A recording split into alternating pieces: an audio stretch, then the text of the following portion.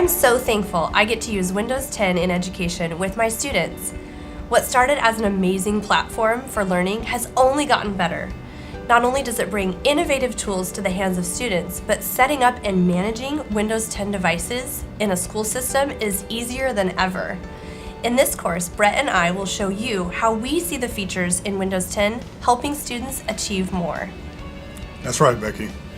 The recent Creators Update brings new tools for creativity, knowledge construction, collaboration, student engagement, and more. With digital inking, interactive apps, collaboration tools, and a great web experience, I hardly know where to start. I know. Well, I know where to start. I want to make sure our viewers see how to personalize their start menus and access settings that make using Windows 10 simple. Sounds good to me. Your start menu can be managed by your school district, but you also may have the ability to pin applications that you use frequently to the start menu as tiles.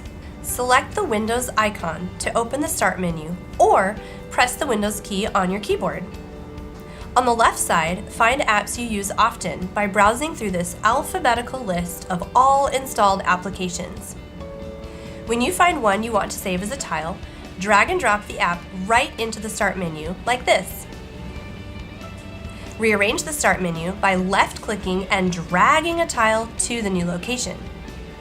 To remove a tile, right-click on the tile and choose Unpin from Start. I like to pin the Windows 10 app that I want to get to quickly in my start menu. But for apps I use all day long, like Outlook, OneNote, Teams, I prefer to pin those to my taskbar. Good point. To do that, right-click on an application, then choose More, then Pin to Taskbar. There, now OneNote is available in my taskbar. The other place I find myself visiting often is the Action Center.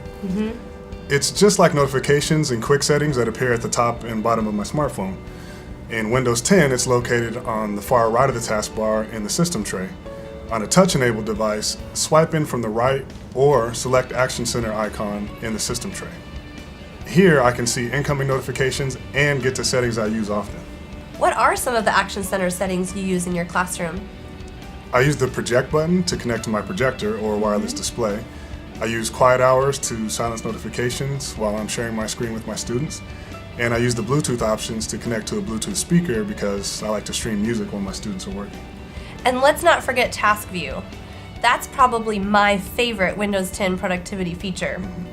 On a touch device, swipe in from the left side of the screen or select on the Task View icon to the right of the search bar.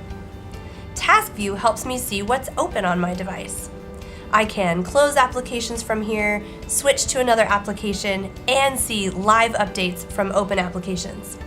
I use Task View to create a new desktop while I'm sharing my display with my students. That way I can have my email, gradebook, and staff teams open on a second desktop while displaying my class team and directions for my students. You're full of great ideas. Thanks. Now that we've personalized Windows 10 for your own teaching experience, let's dig into some features that can really impact learning.